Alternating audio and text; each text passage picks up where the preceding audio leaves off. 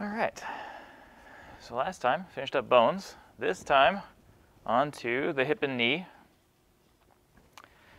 So I think we're going to get through bony landmarks today. Then I have a couple videos I wanted to show you. I was trying to figure out how to make the sound work, because to do these videos justice, you really got to have some sound. So I think I figured out a way to make it work, but I might have to unplug my mic when I play the videos. And then we might get into a couple of the muscles. So if you have the lab sheets, or if you have your laptop up, it would be helpful to have labs 5 and 6, because we're going to go through those bony landmarks now. All right. Maybe. There we go. All right. So in terms of the osteology, and again, that means study of the bones. In terms of the osteology of the pelvis, so when we think about the pelvis on the whole, we're thinking really about a combination of 3 bones. So each side of the pelvis is what's referred to as an innominate bone. So you have a right innominate bone and a left innominate bone. And then on the posterior aspect between them, you have the sacrum. And so between the right and left innominate bones, the sacrum, and then in the front, which is not pictured here because I don't have the connective tissue turned on, but there's a little ring of fibrocartilage here called the pubic symphysis. So between all 4 of those structures, that forms a bowl or a basin, which is where the name pelvis comes from. And so that then is the osteoligamentous unit that makes up the pelvis. And so the pelvis serves as a site of muscle insertion for a lot of the core musculature, serves as a site of muscle origin for a lot of the lower body musculature, and obviously plays an important role in the organs of reproduction and excretion. So there's a couple alternative names you see on there. So the coxal bone, the os coxae, and the pelvic bone. The term I'm always going to use is innominate bone. So anytime it says something about the innominate bone, I'm talking about half of your pelvis. It's just the easiest way to think about it. So, and again, I'm always going to use the right side. So you're going to see the right innominate bone in all the pictures. So each innominate bone then, the right side or the left side, can be subdivided into 3 other bones. So each innominate bone consists of 3 other bones called the ilium, the ischium, and the pubis. And so those are color-coded. So there's just an anterior view of the right innominate bone. Now you're looking at a lateral view of the right innominate bone. So you're looking at the hip from the outside, and we've taken off the femur. And the anterior aspect is on your right. The posterior aspect is on your left. So in terms of the ilium, the ischium, and the pubis, when you click on the innominate bone in the anatomy app, it'll only pick one of the 3. You can't click on just the whole innominate bone. It's always going to subdivide them. So the ilium is the top portion, or the superior aspect of the innominate bone. And so a lot of the landmarks that we're going to talk about are on the ilium. So the ilium, you can see it there in green. So it is that top third, and realistically it takes up actually a little bit more than a third of the bone. So the ilium is the most superior part. Then we've got the ischium, which is in green now, and that is the posterior and inferior part of the pelvis. So the ischium, posterior and inferior. And then lastly is the pubis, and so the pubis is that anterior aspect. So it kind of makes a sideways V. A lot of your adductor group originates there on the pubis.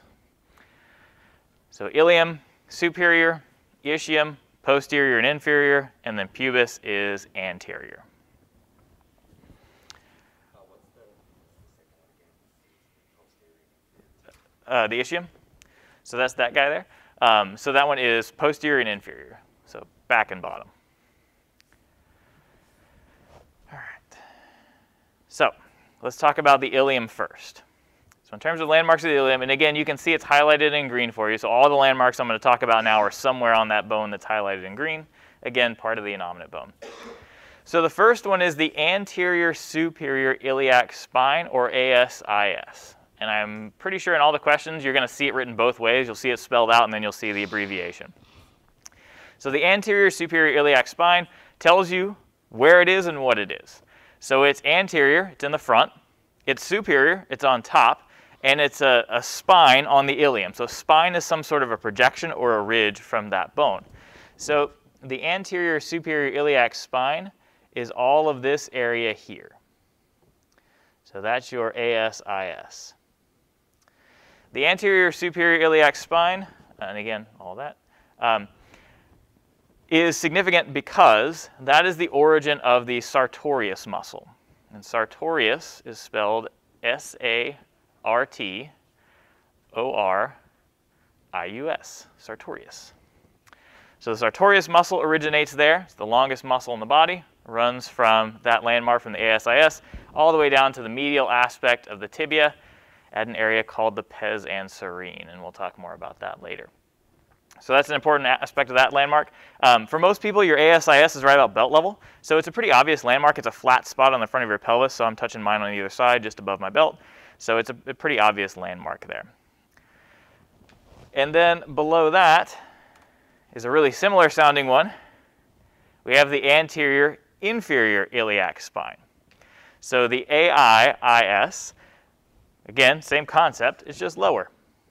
So it's on the front, but it's a little bit lower. So your AIIS is this little bump right here.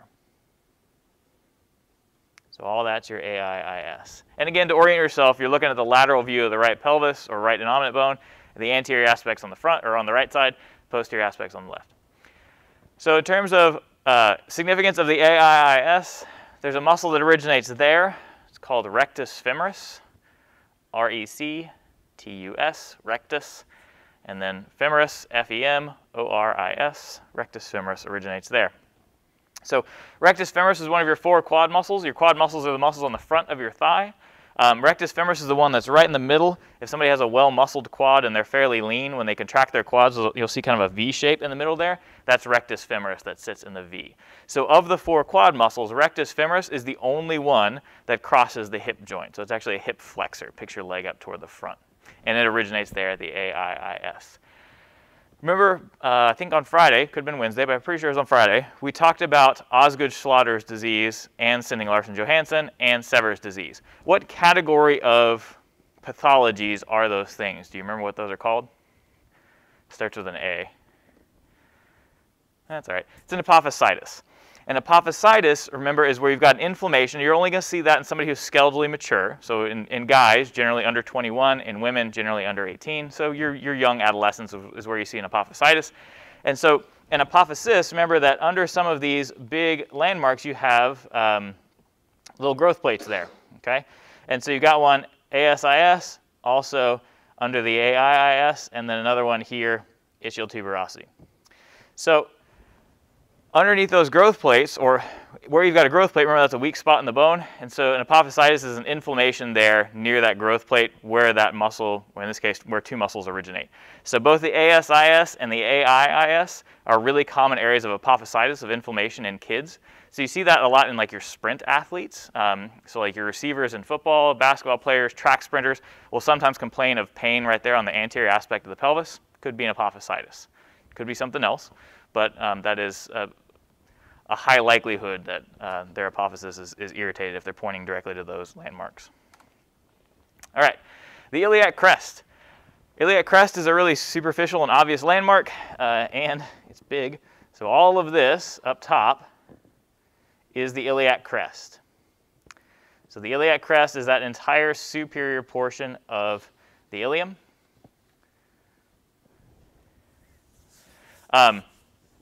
So your obliques insert there. Your obliques are the muscles on either side of your trunk that help you rotate. Your obliques are also involved to some extent in breathing, but also in terms of stabilizing the pelvis during walking and running. So your obliques are involved in pretty much everything that you do. They're the surprisingly important muscle.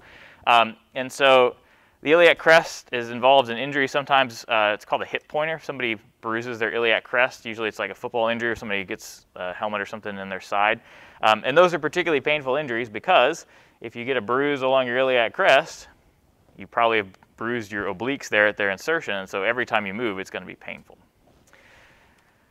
Then we got the iliac fossa. So the iliac fossa, I'm actually going to have to go back a slide to show you where it is. It's on the medial aspect of the bone.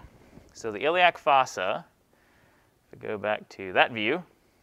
So again, this view, right innominate bone from the anterior aspect, the iliac fossa is all of this.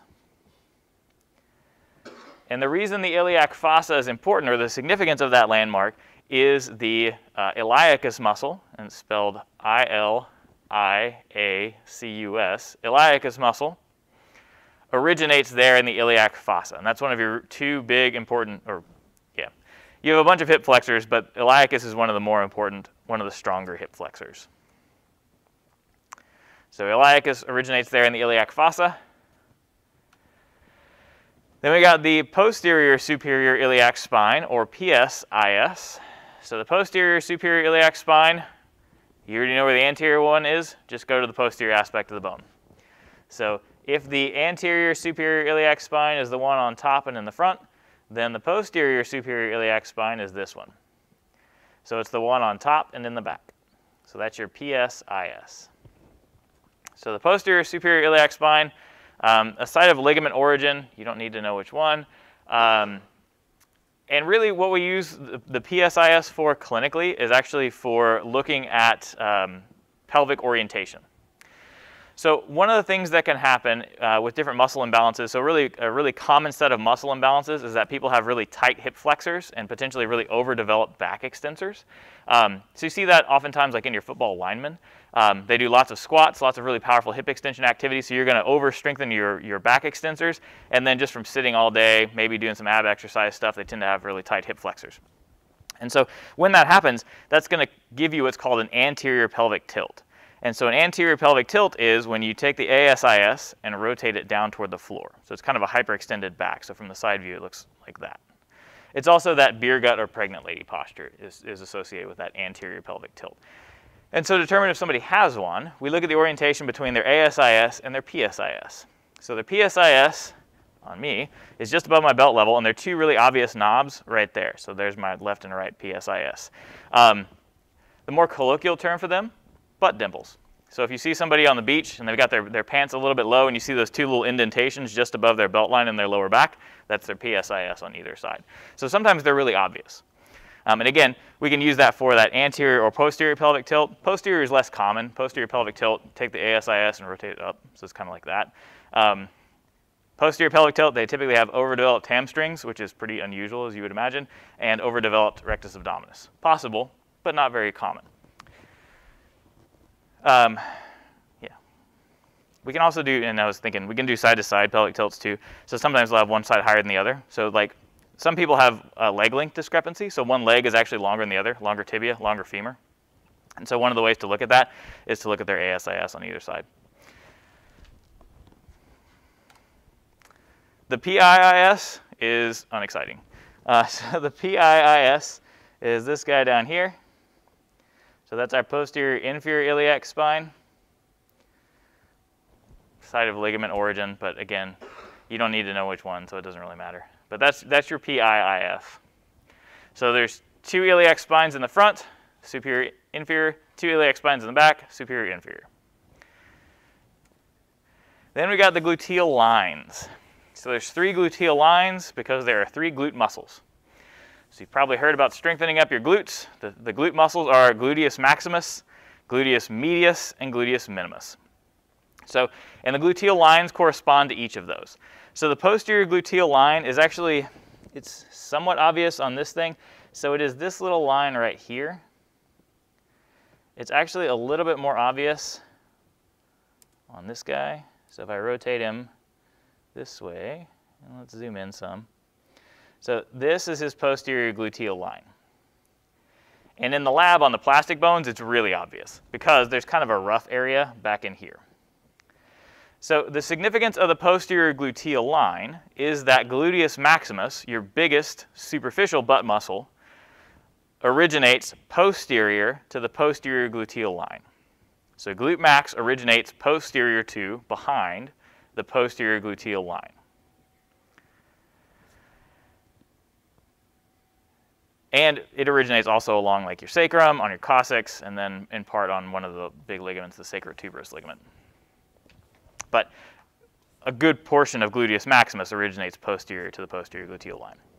So that's that one. And then the next one, without switching back to the slideshow, is the anterior gluteal line. And so all of this that I'm mousing over right now, that ridge, that is your anterior gluteal line. And so the next glute muscle, remember we've got glute maximus that we already talked about. Then we got glute medius. So glute medius originates between the posterior gluteal line that we just talked about and the anterior gluteal line that I just showed you. So all of this space here is the origin of gluteus medius.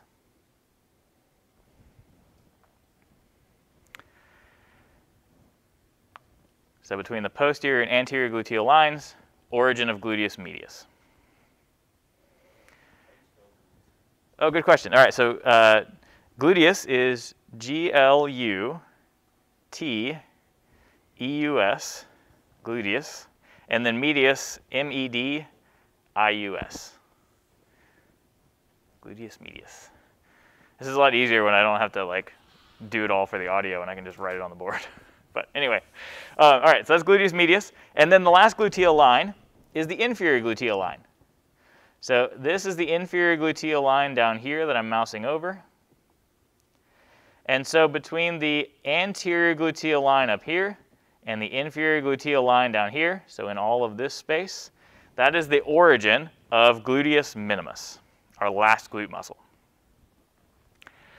So all three glute muscles, gluteus maximus, medius, minimus, all of them are really important hip stabilizers. So it's one of the things you see a lot in both strength and conditioning and in rehab now, is you see a lot of things where people are doing some iteration of a supine bridge or a hip extension where they have the barbell across their hips and they're doing like pelvic thrust stuff. And admittedly, when I first saw that like being really trendy, I was like, that's a dumb looking exercise. But the idea behind that is to engage those muscles, particularly glute max with those, so that you recruit it in its role as a stabilizer. Because a lot of the things that we do in terms of hip extension, like walking or even slow running, are primarily hamstring dominant activities. You don't really engage glute maximus much unless you're doing a deep squat, a heavy squat, or sprinting. For the most part, your hamstrings take care of most of the hip extension you need to do. And so we're not necessarily the best at recruiting our glute max muscles, which is why those hip extension exercises are so trendy. But the other two, glute medius and glute minimus, are actually really important lateral stabilizers. So between the two of them, they help prevent your pelvis from dropping. So during normal walking or running, one leg is on the ground, and then during part of that cycle, the other leg is in what's called the swing phase, which is when it's off the ground. So the glute muscles on the other side have to contract to keep my pelvis from dropping. Because if it drops, then that's going to put tension on the lateral structures of my thigh. That's going to cause some clicking and pain and other problems, right? So the glute muscles are really important, both anterior, posterior stabilizers, but also lateral stabilizers. Yep. Oh, so that pain, and we'll talk about it, it's a couple of my case studies, but that pain is typically going to be out here on this. So there's a really obvious knob out here called your greater trochanter. And so oftentimes when their hip drops, they'll feel like a little click out there, and that's their IT band dragging. Or the other place is on the lateral aspect of the knee. That's called IT band friction syndrome. And usually that, when they go from knee flexion to extension, as they reach out into the next step, they'll feel like a click and it hurts. And it typically, it takes a little bit. Like the first few steps aren't bad, but as it clicks more and more and more, it starts to get painful. So it's usually one of those two spots, either just above the knee on the lateral aspect or out here on the greater trochanter. Good question. All right, so those are our gluteal lines. I talked about those. And then the last thing is the greater sciatic notch. So the greater sciatic notch is this thing back here.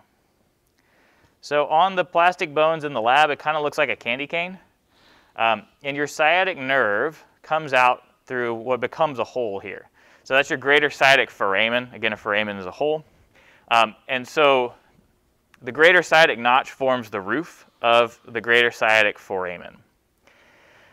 There are two ligaments, and you don't need to know the names, but the two ligaments, there's a sacrotuberous ligament that it kind of runs from here down to here, and then there's a sacrospinous ligament, and the sacrospinous ligament kind of goes from here to here.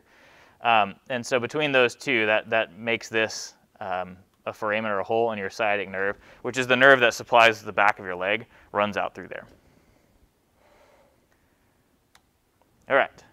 So that's all the stuff from the ilium. So now we're on to the ischium. So you can see the bone color has changed. So the top part is tan now, and now the posterior and inferior aspect, the ischium, is green. All right, so the first landmark, moving our way down or moving inferiorly, is our ischial spine. So the ischial spine is this little guy right here. So that's your ischial spine. And so again, those two ligaments that I just mentioned, which you don't need to know the names, but the sacrotuberous and the sacrospinous ligaments both insert there. And so you have this greater sciatic foramen here, and then that also forms a lesser sciatic foramen down here underneath that ischial spine. So underneath the ischial spine, and I'm actually going to switch to the anatomy app because I need a different view. Okay, so it's pretty obvious here. So there's my ischial spine. Again, pretty obvious little projection there. And then underneath that is my lesser sciatic notch. So down here is the lesser sciatic notch. So the greater sciatic notch is this one up top. That looks like a big candy cane. And then the lesser sciatic notch is this one down here, smaller candy cane. So those are those two. And then the lesser sciatic foramen, because that one gets closed in by the sacrotuberous ligament, the lesser sciatic foramen, you've got some nerves that come out through there, like your pudendal nerve, which supplies the rectum and the reproductive organs. All right, so that's those. Ichialtuberosity. That's a big one, and one I like to ask lots of questions about. So the Ichialtuberosity is really important. It actually takes up most of the ischium. So there's this really obvious rough area down here. And let me switch views and see what it looks like in the live view. So looking at them from underneath, all of this is the Ichialtuberosity. So it's a pretty big area. On the plastic bones in the lab, you'll see it's rough. It's really obvious where the Ichialtuberosity is. The significance of the Ichialtuberosity. All of your hamstring muscles originate there. So you've got 3 hamstring muscles. We'll talk about them more next time, so you don't need to know the names for now. But they're semimembranosus, semitendinosus, and biceps femoris. But for now, just know they're the hamstring group. So the hamstring group originates there. Your largest groin muscle, which is called adductor magnus. So your groin muscles are collectively the adductors. They bring your leg toward the midline. So adductor magnus originates there. It's the biggest of the groin muscles. So there's a lot going on. The other thing about the Ichialtuberosity is that's, if you've ever taken a yoga class, they talk about your sits bone. Anybody ever had to sit through that? Yeah, my wife co-opted me into several yoga classes. I'm really bad at those. But when you're on your sits bone, what they're actually referring to is your Ichialtuberosity. So when you're seated, as all of you are, the weight of your trunk is being transferred to the chair through your Ichialtuberosity. So that's the part of your pelvis that you're actually sitting on right now. So that's the other significance. So Ichialtuberosity, again, because the hamstring muscles originate there and because there's an apophysis there, sometimes kids can get apophysitis. If somebody gets a really gets a high hamstring strain, it's like right up underneath their butt because that's right near the origin of that landmark. All right. So definitely know when we get to them next time the hamstring muscles, but know that they originate there at the Ichialtuberosity. And then last is the ramus of the ischium. So the ramus of the ischium, we're just going to move anteriorly from that Ichialtuberosity. So there's my mouse. So Ichialtuberosity again is all this. And then as I move anteriorly, this area here is called the ramus of the ischium, because it's going to run into our next landmark, which starts right here, which is the inferior pubic ramus. So you got 2 rami. You got the ramus of the ischium here, and then the inferior pubic ramus here. And so what they do is they help wall off this hole, and that hole is called the obturator foramen. So there's not really much significant about the ramus of the ischium, except that it helps in the formation of the obturator foramen, which is up on the slideshow now. So the obturator foramen, again, is this hole here in the pelvis. So obviously in all of us, there's not a big hole there. In all of us, there is a sheet of connective tissue, and then there's a muscle on the outside of it and a muscle on the inside of it. So those 2 muscles are called the obturator muscles. There's an obturator internus and an obturator externus. And both of those 2 muscles are hip rotators. So 2 of your hip rotators originate there on the fascia that closes in the obturator foramen. All right, in terms of, so last thing here, landmarks of the pubis. So in terms of landmarks of the pubis, so again, the pubis is that anterior aspect of the innominate bone. So the inferior pubic ramus I was just mentioning, So you move anteriorly from the ramus of the ischium, and so all of this lower part here is the inferior pubic ramus. And so it actually runs up to this ridge, and you can see the ridge is pretty obvious. So everything below that is the inferior pubic ramus. So when you look at the innominate bone, the pubis actually kind of looks like a sideways V. And so the bottom part of the V is the inferior ramus, the top part of the V is the superior ramus. So that's pretty straightforward. The inferior pubic ramus, the significance there, your adductor group originates there. So part of adductor magnus, your big one, and then you have another muscle, adductor longus, and then another one, adductor brevis. So adductor magnus longus brevis, MLB, like Major League Baseball. So your adductor group originates there on that inferior pubic ramus. So that's its significance. So sometimes when people have a groin strain, they'll have pain like right there at that bone. Again, that's the origin site of those adductor muscles. Then we got our pubic tubercle. So the pubic tubercle is right along the midline next to that pubic symphysis, next to that ring of cartilage.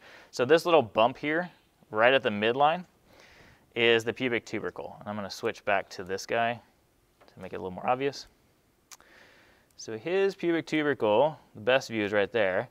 So you can see that little bump there close to the midline. That is his pubic tubercle. The pubic tubercle, the significance is the inguinal ligament. And inguinal is spelled I-N-G-U-I-N, inguin, A-L, inguinal ligament. So the inguinal ligament is one that actually runs from the ASIS down to the pubic tubercle. You've seen it, even if you don't know you've seen it. Think about, I don't know, spring break. So have you seen people who are really lean where they have that really obvious V shape there in their lower abdomen? That line that separates the trunk from the leg, that is the inguinal ligament. So it runs, again, from the ASIS down to the pubic tubercle. And then we got the superior pubic ramus. So again, that's the top part here. So the superior pubic ramus is there. That's the origin of a muscle called pectineus, P-E-C-T-I-N-E-U-S, pectineus. Originates there at the superior pubic ramus. Pectineus is kind of grouped in with the adductor muscles. It is an adductor, but it's also a hip flexor. So pectineus originates there at the superior pubic ramus. And then last, spanning all three bones, is our acetabulum. And the acetabulum is the hip socket. So the acetabulum is analogous to the glenoid, which is the socket on the shoulder. Similar concept, but in the hip it's called the acetabulum. So this big socket here is your acetabulum. And inside of the acetabulum, you've probably noticed that there are some color differences. So there's something here that's nice and smooth, and then here it's not. So you have this ring of cartilage here, ring of articular cartilage, that is called the lunate cartilage, because it sort of makes a half moon shape, so that's where the name lunate cartilage comes from, and it's inside of that acetabulum. And so it doesn't cover the whole surface. You can see you've got just normal bone there. So when the femoral head articulates with the acetabulum, it only articulates with that lunate cartilage, and you actually have a little bit of a gap there between it and the deepest part. It's called the acetabular fossa, the deepest part of that socket. All right, so that's our innominate bone. And then landmarks on the femur. Femur is pretty straightforward and pretty similar to the humerus. So in terms of landmarks of the femur, so you've got the femoral head, which is obviously all of this. So again, analogous to the glenoid head. And you can see that it's covered in hyaline cartilage and that there's a really obvious ridge there. So all of that's the femoral head. And then one difference between the humerus and the femur is that the femoral head has a little indentation in it. So it kind of looks like a little Death Star if you look at it from the medial view. So now you're looking at a medial view rather than an anterior view. So here's the femoral head, and then this little indentation there, that's the fovea. And the significance of the fovea is that you actually have an artery that runs from the middle of the acetabulum and inserts into the femoral head. So we don't have any such structure in the shoulder, but we do have that in the hip. So there's an artery. It runs from the acetabulum, runs from the socket to the femoral head, and it's surrounded by a protective ligament called the ligamentum teres. And you'll see that spelled out later. So it's protect that artery. The significance for now of the fovea is an artery inserts there. And so that's how the femoral head, one of the ways that the femoral head gets its blood supply. It has a secondary blood supply through the neck called the circumflex artery. All right, so back to our anterior view of the femur. Then we got the femoral neck. So the femoral neck is here. Pretty obvious.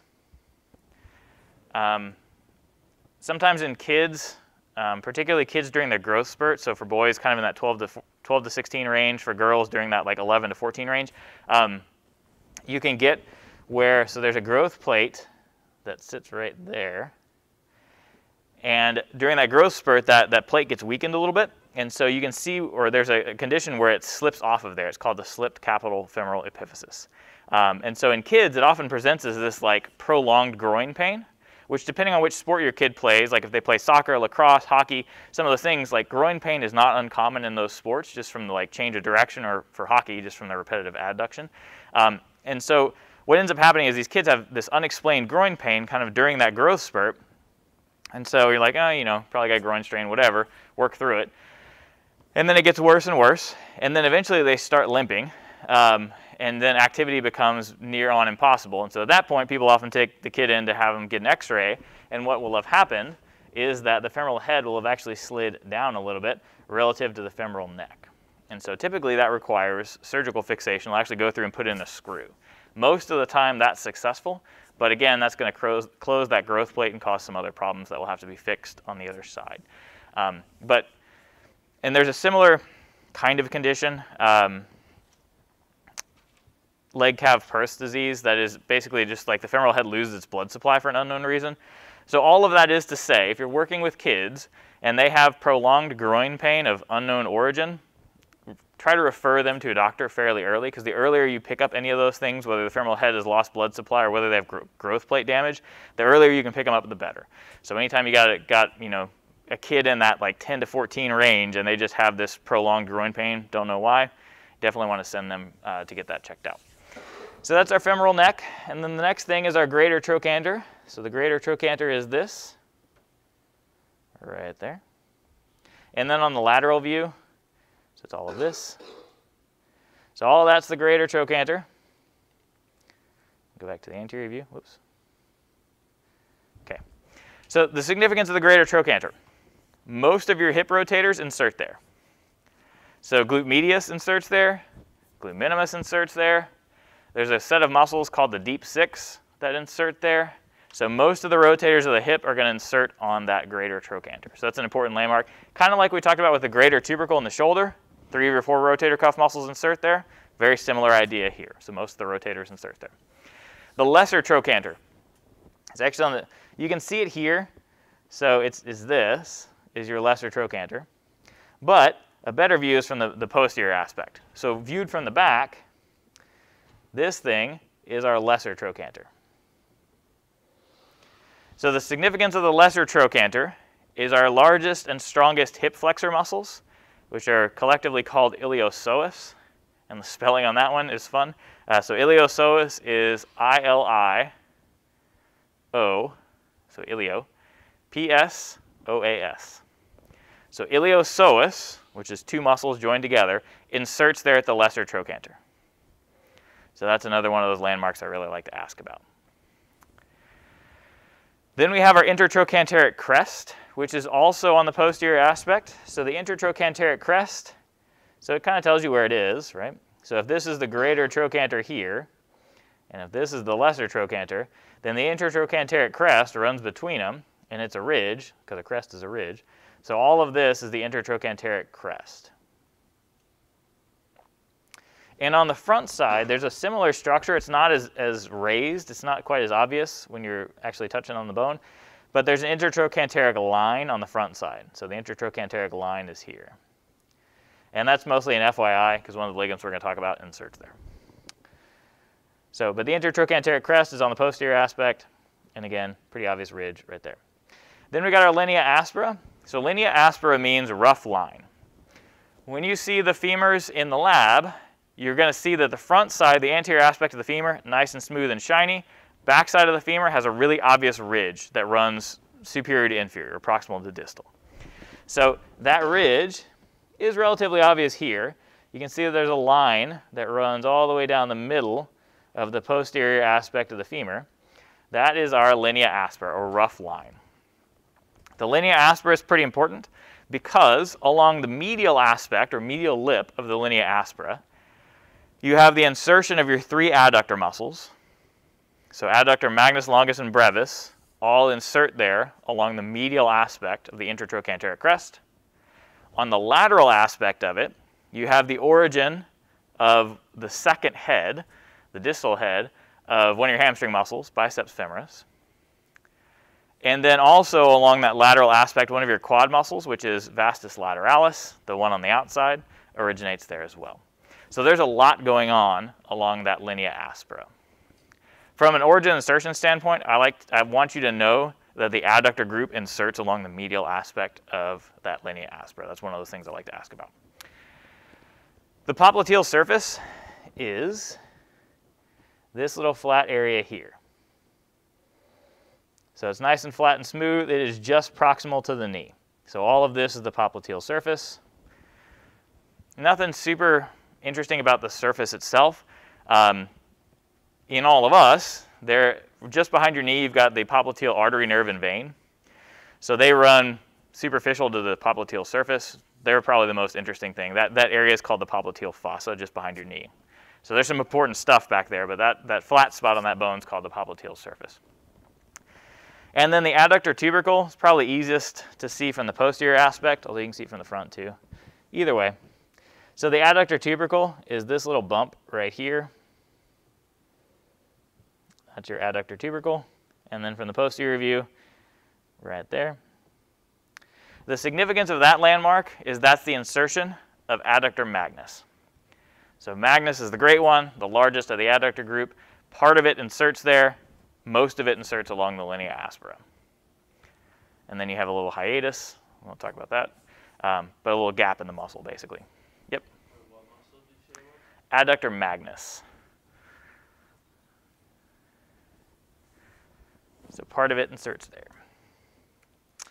All right. And so now let's talk about the distal femur.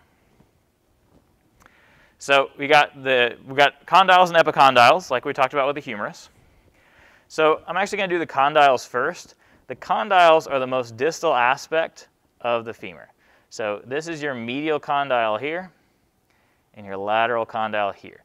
And you can see this demarcation of the hyaline or articular cartilage here. So the condyles are covered in articular cartilage. I'll show you an inferior view there. So this is looking up at your femur from the bottom. So all of this is the medial condyle. All of this is the lateral condyle. So the condyles are the part of your femur that actually sits on top of your tibia, which is your shin bone, when you're standing. So the medial and lateral condyles sit atop the medial and lateral condyles of the tibia in standing. And then when you flex the knee, they roll and slide mostly off of those condyles on the tibia. The epicondyles then are just above the condyles. So we go back to an anterior view. So if this is the medial condyle down here, the medial epicondyle is all of this. So the significance of the medial epicondyle is that's the site of origin of your MCL, your medial collateral ligament. Originates there. And then the lateral epicondyle. So if our lateral condyle is here, our lateral epicondyle is over here.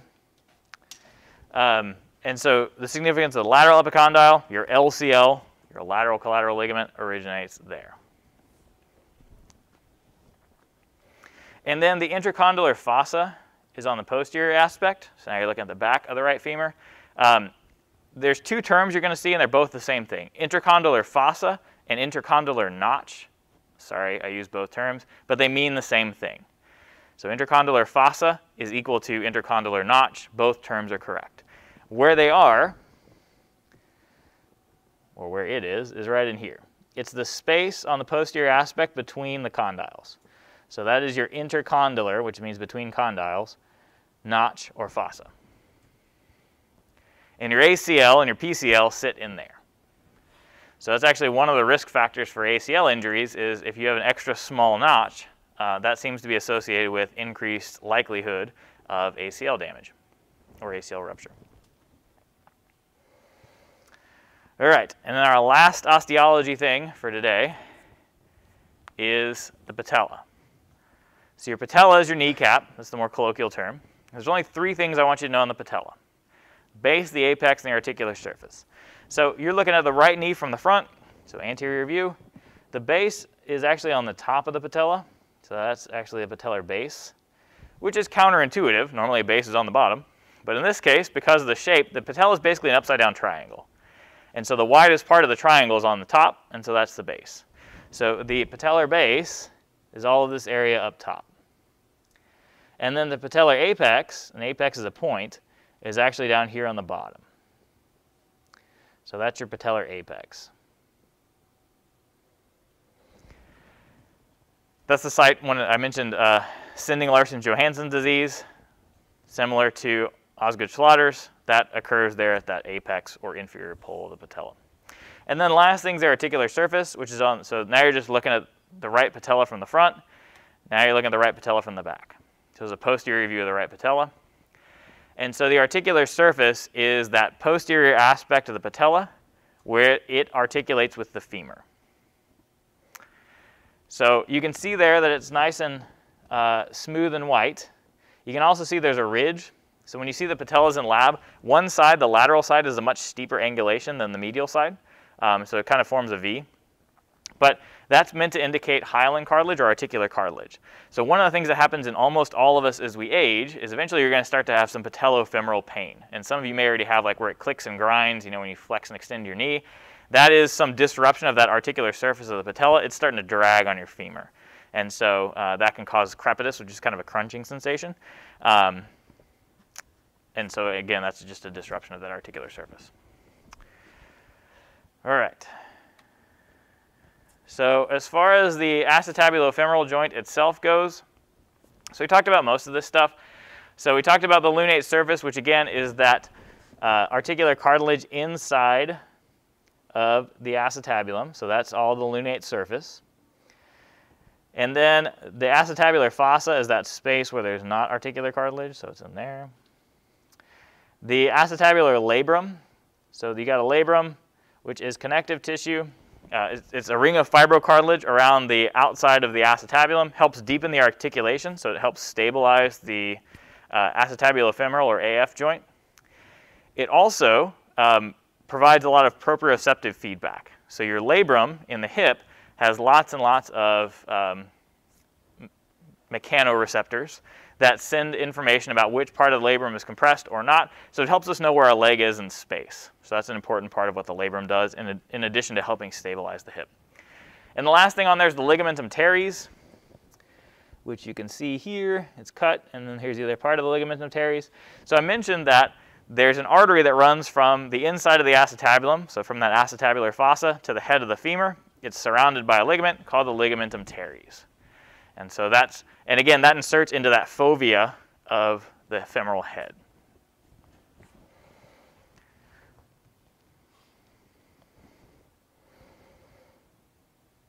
So in terms of actions at the acetabulofemoral joint, this is the best picture I could find, a little dancing skeleton, but you know, Halloween's coming up, so it's quasi-appropriate.